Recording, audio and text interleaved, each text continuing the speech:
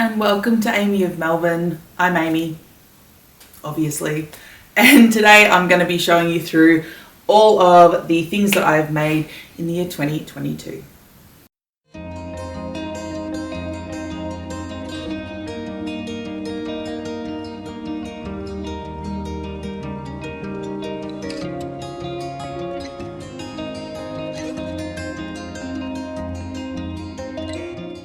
In 2022, I did make a lot of things.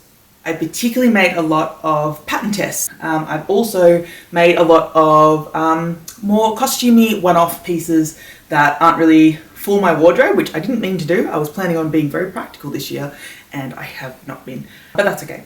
I've made some cool stuff for my kids too. So I'm going to show you through all of those things.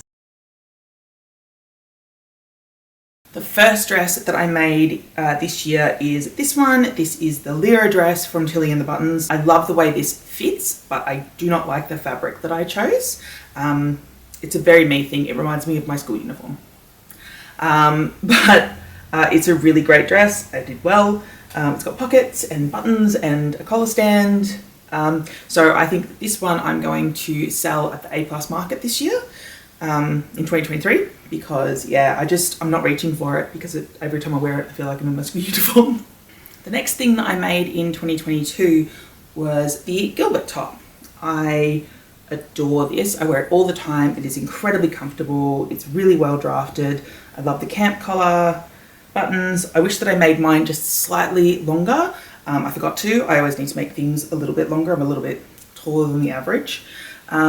This is an organic dyed cotton from Spotlight, and I love it. I love everything about it. The next thing that I made in 2022 is this, which is a little pot plant holder, obviously for a fake plant. It's made out of T-shirt yarn that I got from Kmart, and there it is, just using the instructions that came with the actual yarn itself. The next thing that I made in January of 2022 is this crochet tote bag. I love this. I got the rainbow fabric as part of my KK present from work. I put together this little granny square bag. I still need to line it, but that hasn't stopped me from actually using it. It's very handy and super cute.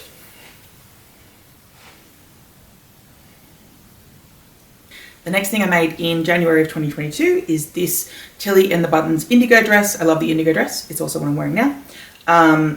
And I made this out of a gingham seersucker that I got from Spotlight. Short length. And no, I have not ironed any of these things properly. I gave them a quick steam. You can all just enjoy that. The next thing that I made was a pattern test, and this is a pattern test for Waves and Wild. This is the Kinjarling dress. And it, in terms of fit and style, like the actual pattern, I love it. It's one of my favorites. It's so comfy. The pockets are really great. I love everything about it. I don't love the fabric that I picked, and I don't reach for it a huge amount. I still wear it, particularly at work. This is a really good work dress as a teacher, but I don't love the fabric. It's a little bit too happy for me and my style. The next month is February, and I only made one dress in February. Apart from that, I did a lot of dyeing. I dyed a lot of fabric, or prepped a lot of fabric for natural dyes, which I still haven't done. So hopefully next month, February 2023, I will actually get to doing that, because I have big plans for those fabrics and yarns and things. But in the meantime, the dress that I made is my absolute favorite make for all of 2022. It was another pattern test. This one's from LB Textiles, and this is the Duplantier dress. Lauren from LB Textiles did such a good job drafting this pattern. It fits so well. It's so well designed. The fabric I chose is really nice for it. I did some hand embroidering on the front of it. And yeah, I have worn it again and again and again, and it's so comfy, and it's got pockets, but it looks nice enough for a party, but it's also casual enough to wear to anything or just hang out at home. It is my favorite, absolute favorite dress of 2022. In March, I started out with crocheting myself a blanket, which I have frogged about 3 times. It is an ombre blanket. It's downstairs in my big pile of unfinished projects because it's not finished. It's probably not going to be finished for like another year. It's very, very big. So I'll show you a picture anyway. The Ellie and Mac I Love the 90s dress. It has a empire waist, which is my preference. It suits me best. I like it best. It comes up at the back. And yeah, it's just super comfy. And it's also lined in the bodice, which is again really comfortable. And I got the fab clearance from Spotlight. I had some leftover gingham from the indigo dress in January, so I made this Helen's Closet Ashton top. It's the first time making an Ashton top. I stuffed the neckline a little bit, overstretched it, but apart from that, I love it. I love the Ashton top. I think it's fantastic. I want to make it again a little bit longer. Probably want to make it at least another 10 times because it's gorgeous. Yeah, Ashton top. The next thing that I made is this patina blouse from Friday Pattern Company, and this is again another favourite. This is where I fell in love with Friday Pattern Company. This fits me so well. It is so gorgeous. It looks really great casually, but it's also a really great work top for me as a teacher. Yeah, I love it. April started off with another pattern test, this time for Vanessa Hansen, who made a pattern for Peppermint magazine, which in my book is called the Kensington top, but is definitely called something else, which I'll put on the screen or somewhere. It is so cute. It's so well drafted. It's just gorgeous. I need to, and I have the fabric and I have the pattern to make it properly out of an actual fabric. But for this test, I didn't need to. So it is in my scrap pile because it was an old sheet set. But yeah, she did such a good job. The next thing that I made is I made some stuff for camping. I made a cutlery roll and some dilly bags to hold things in. I can't show you any of those because they are in my caravan. And my caravan is not at my house. It's my parents' house. So I can't show you those, but they're really cute. I put PUL on the inside so that they'd be waterproof on the inside in case anything is dirty or a little bit wet. And yeah, they're really cute, but I'll put some pictures up. The last thing that I made in April is the saltwater slip by Friday Pattern Company. This is my saltwater slip. I made it out of a linen. I wear it under clothes and I wear it as a dress on top. I will say that I should have graded out the hips a little bit more for my own comfort. It still definitely fits. It's just not the way that I like things to sit on my body. I also put in the ties so that I can, create a bit more of a waist. Originally I made it in the full long length, but it was too long. So then I tried to shorten it and then I shortened it too much. So I need to make another one so that it's just at that perfect length for wearing more as outerwear. This is really perfect for wearing underneath things. The dress I'm going to show you soon that I wore to frock tails, I wore this underneath that, and it was really comfortable and breathable, and yeah, I love it. So May started off with my winter skirt pattern, which I originally started out with the Gilmore skirt from Cashmerette, and then I changed like 90% of the pattern. This is it here. It is still not finished. I thought I had enough fabric to do a facing on the bottom of the skirt to hem it, but I don't, so I'm going to use twill tape, but it's now the middle of summer. So it's gonna be on my finish, mending, altering pile for a little bit. I feel I really love it.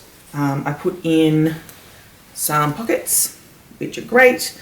I changed how we did the zip, and I added a button at the top to help hold everything in. What else did I do? Yeah, I changed the amount of panels that were on there. I changed some of the fit.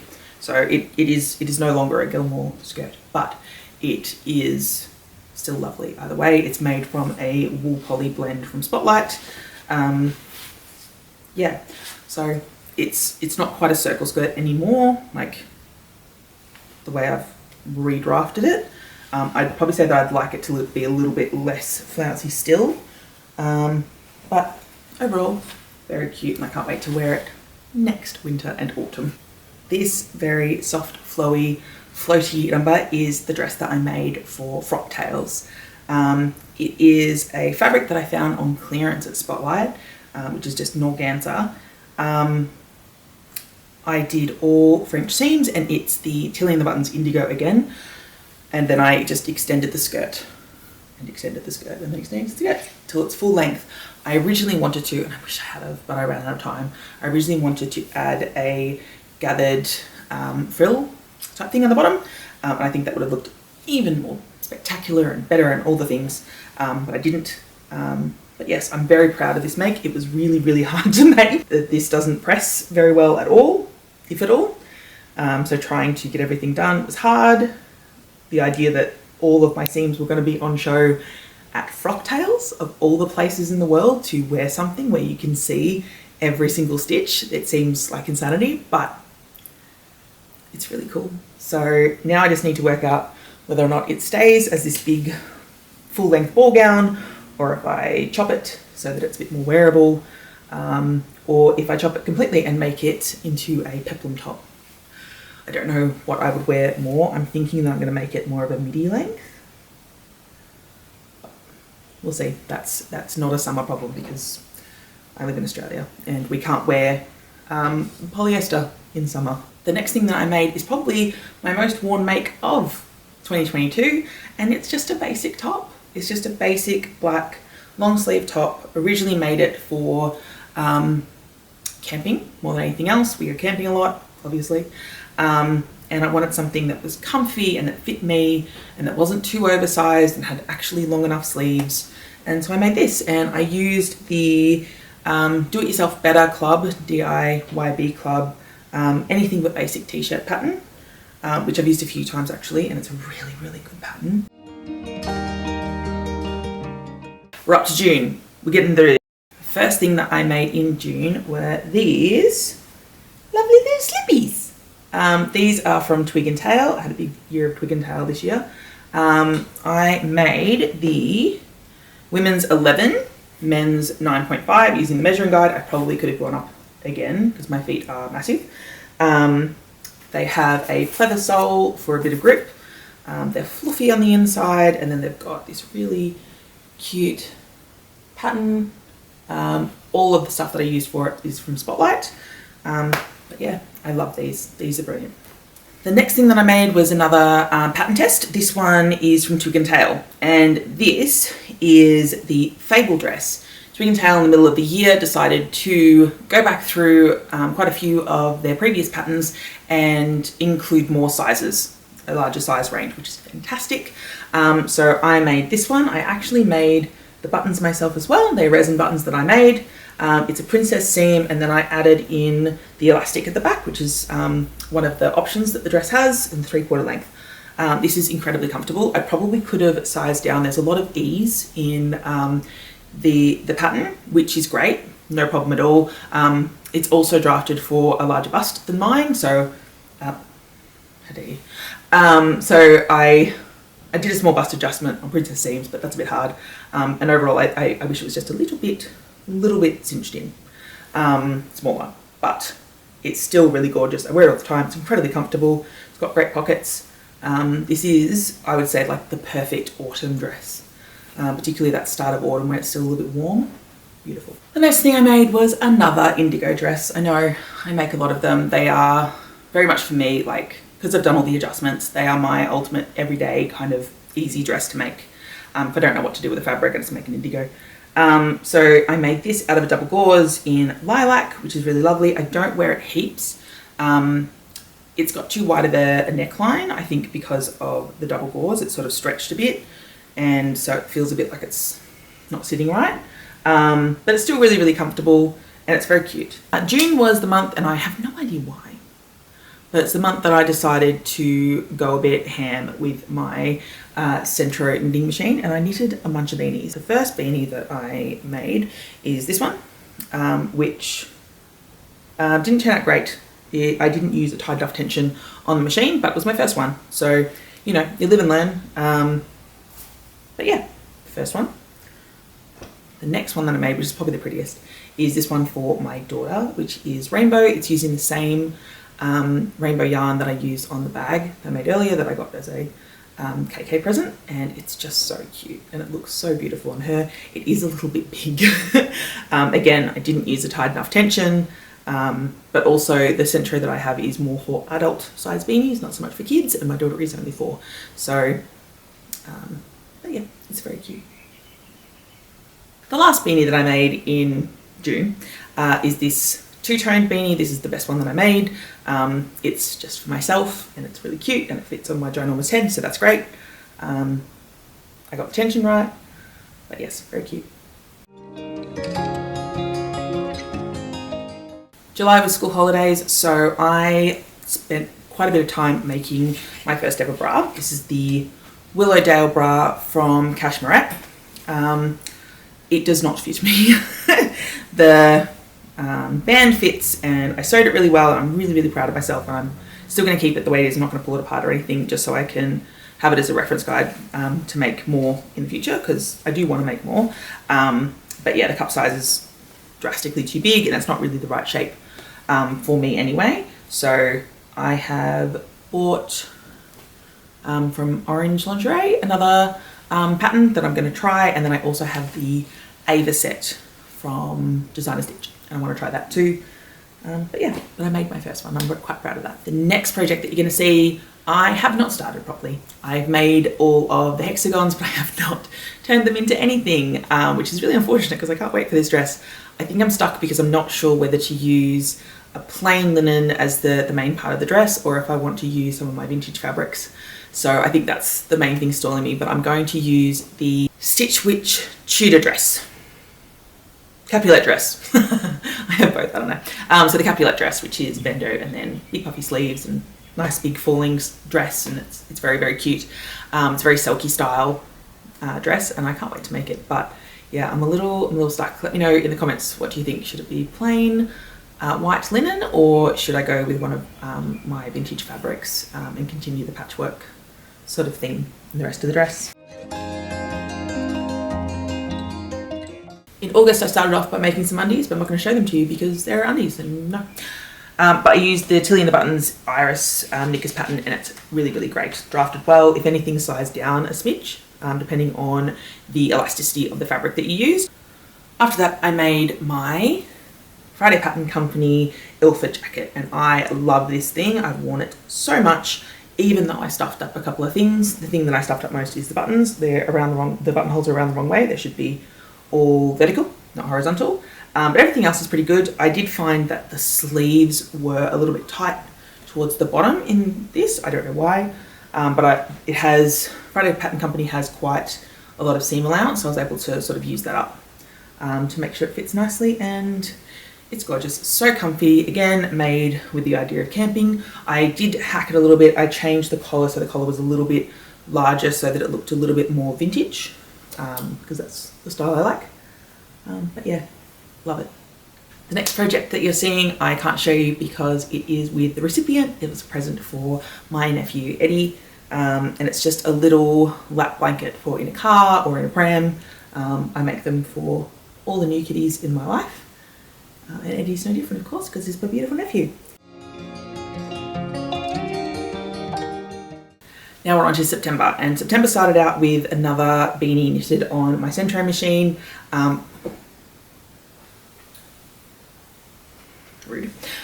This one is really just turned out really cute. It's made with Lion Brand Landscapes Wildflowers? Yeah, Wildflowers, 209. So just turned out really sweet. I love the colours. I wish that it didn't have quite as much of this yellow. I'm not a yellow person, as you may notice. Not that it looks bad on me, I don't know, just not my thing. But yeah, the rest of it looks so pretty. Oh, it's got this other colour in it as well. The next thing you're seeing I can't show you either because it was a gift for a friend of mine from my old work to say thank you for all the things that she has done for me over the years. And it's a little baby dress for her niece. I used the Great British Sewing Bee instructions for how to do the shirring on this dress. The next dress that I made was quite a big achievement for me because I've been putting it off for so long, is the Hinterland dress. I do know why. I put it off for so long, and when I say so long I mean years, because it always looked like the absolute greatest dress ever, and I was worried it wouldn't live up to it, but it did. I would say if anything, I could probably size down because it does have a lot of ease. But apart from that, I love it. I did the buttons all the way through in a short sleeve version. I wore this for my son's birthday party this year, and it's so comfy and it's so easy to live in. So yeah, highly recommend. Don't put it off. It's a great dress. The next thing that I made is another Friday Pattern Company design. This is the Sage Brush top. I love half of this top. I love the drafting. I love this here is beautiful. I love the back. I love the way it sits, but I don't love the sleeves. I don't know if it's just the fabric that I chose or if it's just my own preference or maybe a bit of both, but I don't love the sleeves. So this is in my current mending altering pile so that I can take the sleeves off and reduce them. I am gonna try and use the patina blouse sleeves so that it's still got the same cap and everything for how Friday Pattern Company drafts things, just to make them a bit smaller. It's just not for me. That doesn't mean it's not a brilliant pattern, because it really is, and it came up so nice, but it's just not my style to have sleeves that big. Now we're into October, and October I spent quite a lot of time working on costumes for Halloween. And I'm going to show you all the pieces that I did for my daughter's costume, and then my son's, and then mine. So for my daughter's costume, she wanted to be a fairy this year, which is great, last year. So I started out with making her this bodysuit. This is the lilac bodysuit, which I bought from Sunflower Seams, I think, but they don't stock it anymore. They don't have this pattern anymore. They have lots of different designers. And she's taken that pattern with her, which is fine, but you can still get it. I used a black lining. I do not recommend that. I just used it because it's what I had, and it's a kid's costume. She's going to grow out of it. I also did the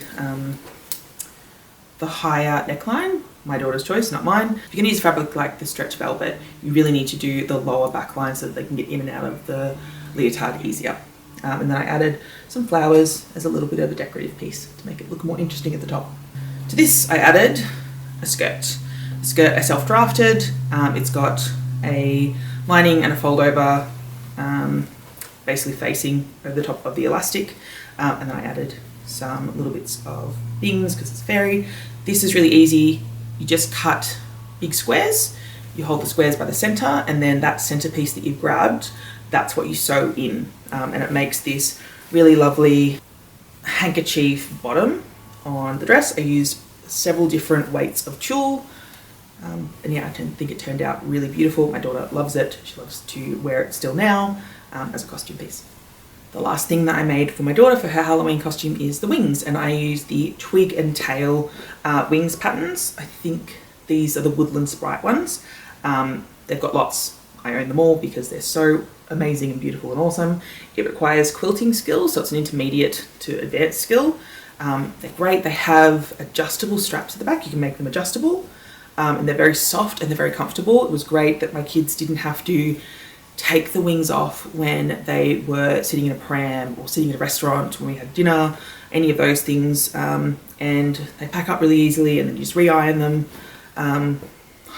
I cannot recommend these enough, particularly if you're making a gift for someone's children, maybe your own. They're so beautiful. They're so well drafted. They've got full walkthrough videos. It was great. What a fun sew. Love them. So for my son's costume, I again used the twig and tail wings. This time I used the dragon wings. They came up beautiful. Technically this is a stretch dance fabric, but the interfacing stops it from being stretchy, so you're able to sew it on. And again, he loves them. I made them in the large size, but with a slightly smaller strap. But again, it's adjustable, so I can make them bigger for him. And they just turned out so cute. The last of the Halloween costumes is my own, and this is the Reggie wrap dress pattern from Seamwork. It's phenomenal. I love it. I did have to adjust it for a small bust adjustment, like I almost always do. But yeah, I love this. I made it fully lined, which is not the pattern, that's just me. Not fully lined. I didn't line the sleeves. The sleeves are still empty. I will say that I didn't make the sleeves quite puffy enough for what I wanted, but they certainly fit. They did the job. It was very itchy though. I don't recommend this fabric to ever wear unless it's for a costume. I also deviated from the pattern, unfortunately, when doing the inner clasp. It's meant to be a button. I decided not to do that because I was being lazy and just put a popper in. It did not stay on at all, and I constantly had to walk into a bathroom to readjust. Thank God it was a student-free day at work, so there was no kids, but I ended up getting changed halfway through the day because, yeah, it wasn't particularly comfortable. But it looks very cool, and I was lucky enough to actually put this in for the Sew Wrap Dress Challenge the Dahlia Society had and Cloth Edit had, and I got a little prize from that, which I still haven't picked because I'm procrastinating. But yeah, I love it. Turned out so good. I'm actually in the middle of making another bridging now. October brought me another pattern test. I know, I do a lot of them. This one, the Waves and Wild Salt Air Cardigan, it is phenomenal. I've had this fabric laying around for ages. I got it on clearance, and I've been wanting to make sort of a grandpa style cardigan, which this is pretty close to. It's got that nice collar on it. The sleeves are really well drafted. I think they turned out really, really cute. And overall, it's just a brilliant pattern. Again, Waves and Wild, another company that this year expanded their size range. So yeah, now lots more people are able to use their patterns, and this one is a lovely one. If you're looking for a cardigan pattern for winter or autumn, this one's really, really great. November, I made this adorable little pot holder. It's a 3D star pot holder. I followed multiple tutorials and then did my own spin on it anyway. And I love this. This is for our caravan again. It's here because I haven't dropped it off at the caravan. I used a heat resistant wadding, which you don't have to do. If this is just, you know, for your home, you probably don't actually have to do because it's quite thick with all the layers of fabric. But as it's going camping, I thought better to be safe than sorry. Make sure that it's really well insulating. I want to make more of these. I want to make another one using my home colors to actually just have in my kitchen. And I also want to make one that's like Christmas themed with all my Christmas stuff. I got quite sick in November, so this is meant to be another pattern test for Waves and Wild. They're doing this really great beginner's course. You should go and have a look at it if you're a beginner or wanting to get into sewing or wanting to help people to improve their skills. But they've also brought out some bigger sizes for men, and these are the men's PJ patterns. So I am making a pair of shorts for my husband. I still haven't finished them.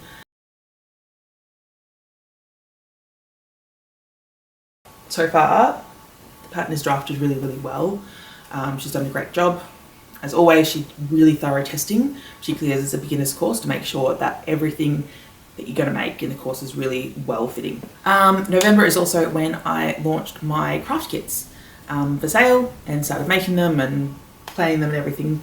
The first one that I actually designed was this one up here, which hasn't been released yet. It's going to be released hopefully soon as part of, I release as part of collections, and this is part of the Peasantry and Heraldry collection that's going to come out later this year.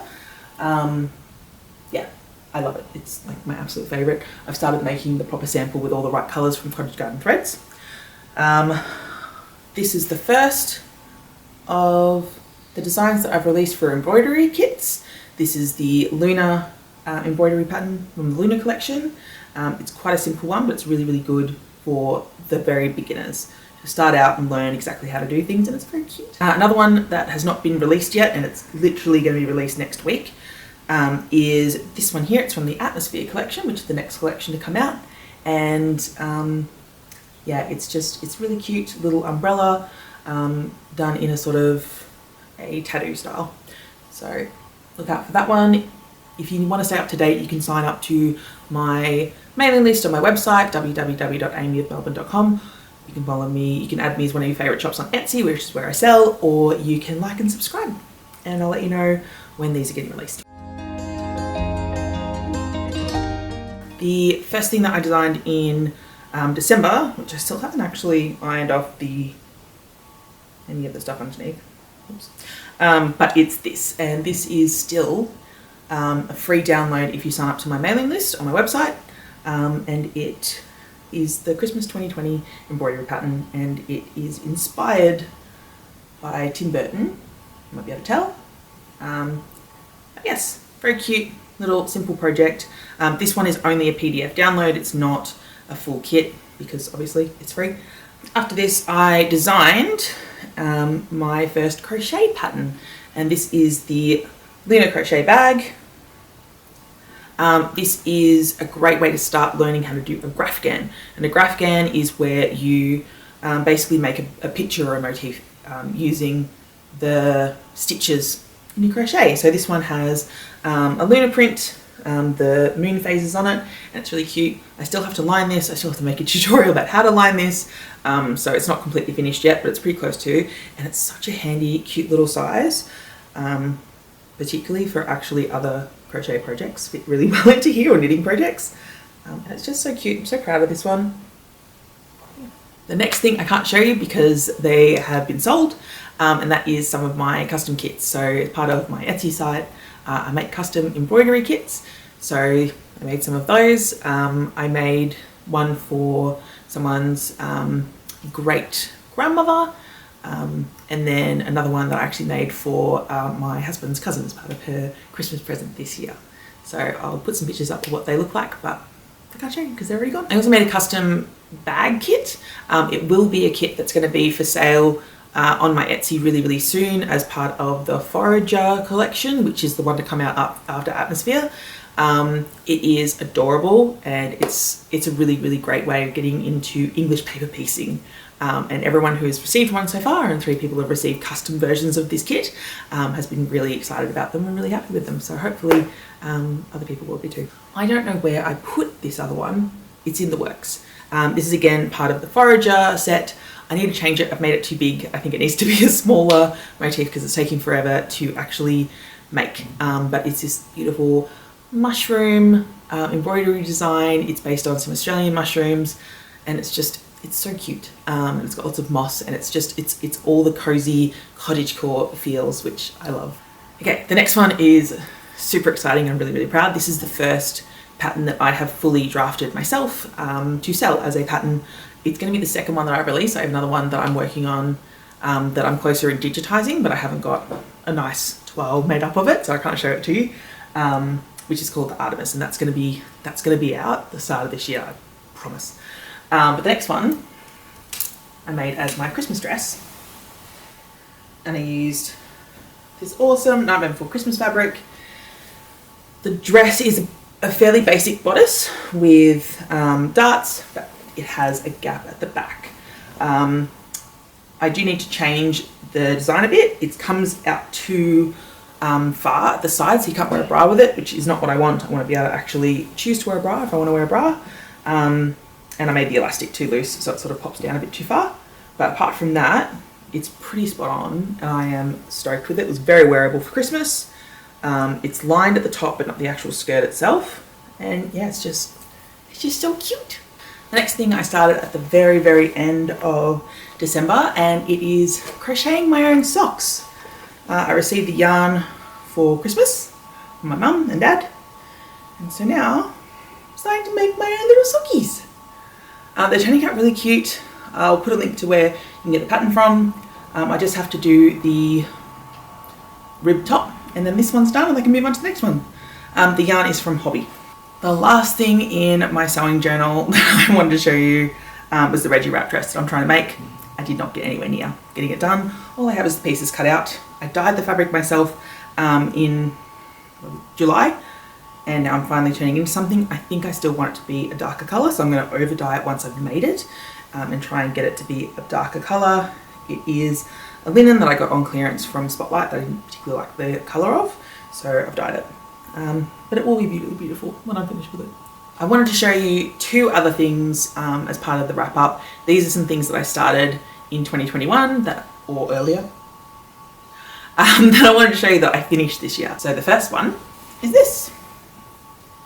This is the 8-bit Mario Poison Mushroom quilt that I made for my husband. I made it for his birthday in 2021 and did not finish it until I think it was midway or even later into 2022. But I'm very proud of it nonetheless, and he loves it, and that's the most important thing. And then the last one is very much a don't give up project. This is the only thing that I have ever successfully knitted and completed knitting, and I started this in 2008. I know that because that's when I last worked at Spotlight, and I bought it from Spotlight when I worked there. So this is a scarf. It's just a basic knit purl, but it took me that long to actually make it. But yeah, sometimes you do come back to those whips and you finish them, and this is an example of that. So don't lose faith. Sometimes you just have to work at your own pace, and sometimes your own pace is 14 years.